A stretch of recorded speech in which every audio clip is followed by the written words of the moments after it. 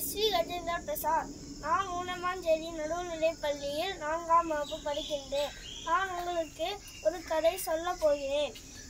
அடர்ந்த காட்டுல ஒரு பொண்ணு தனியாக போயிட்டு இருந்துச்சு.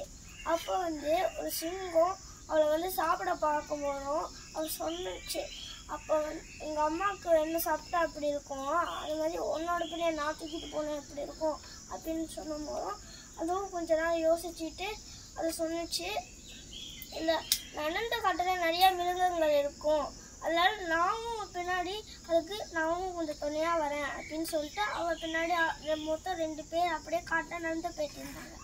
அது பெரிய யானை வந்துச்சு. அவள் அந்த யானை வரும்போது அவள் நம்ம எல்லாருமே சேர்ந்து இருந்தா இது உங்களால் பண்ணலாம் அப்படின்னு சொல்லும் போதும் இந்த யானையும் ஓகே நானும் கூட சேர்ந்து வரேன் எதுக்காக இருந்தாலும் அப்படின்னு சொல்லிட்டு அவள் கூட மொத்தம் 3 பேர் காட்டில் தனியாக போயிட்டு இருந்தாங்க. அப்போ அந்த 2 பேர்கிட்ட சொன்னிச்சு, அந்த யானையும் சிங்கக்கிட்ட, அங்கேதான் புதையல் பெட்ட ஒரு மாதிரி இருக்கு, நீயும் வரியா, அங்கேதான் புதையல் பெட்ட ஒரு மாதிரி இருக்கு, நம்ம போகலாம் அப்படின்னு சொல்லிச்சு. அவனும் தைரியமாக போனான். நான் பெரிய அரண்மனையை தாண்டி தான் போகணும். அவள் போனான் தைரியமாக. அடுத்தது உள்ளே போய் பெரிய சோஃபாவில் ஒரு பூதம் உட்காந்துட்டு இருந்துச்சு. அந்த பூதம் சொன்னிச்சு, நீ ஏன் என் அனுமதி இல்லாமல் ஏன் அரண்மனைக்குள்ளேயே நீ அப்படின்னு கேட்கும் போதும் நிறையா படைகள் அனுப்பிச்சிச்சு. அவரோட படைகள்லாம் கட்டி எடுத்துக்கிட்டு அப்படியே ஓடிக்கிட்டே இருந்தா. அந்த பூதத்துக்குமே அந்த படைகளுக்குமே தலை சுத்திச்சு. அடுத்தது பூதத்துக்கிட்ட சொன்னிச்சு, அங்கேதான் புதையல் பெட்டகம் இருக்கிற மாதிரி இருக்கா அப்படின்னு.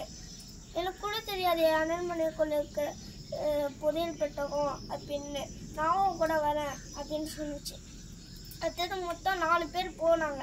அதான் அந்த புதையல் பெட்டத்தை திறந்து பார்க்கும் போதும் 1 ரூபா காசு மட்டும்தான் இருந்துச்சு. அப்போ எல்லாரும் கேலி பண்ண ஆரம்பிச்சாங்க. அப்போ அவள் அந்த உலகத்தை பார்த்தா.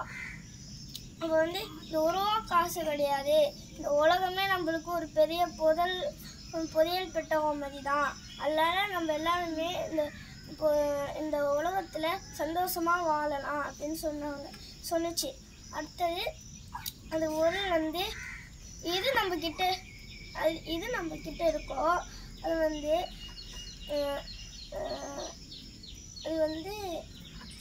அதிசயமும் புதையல் பெட்டவங்க மாதிரி தான், நம்ம அதை வச்சு சந்தோஷமாக இருக்கலாம் அப்படின்னு அந்த கதை முடியுது.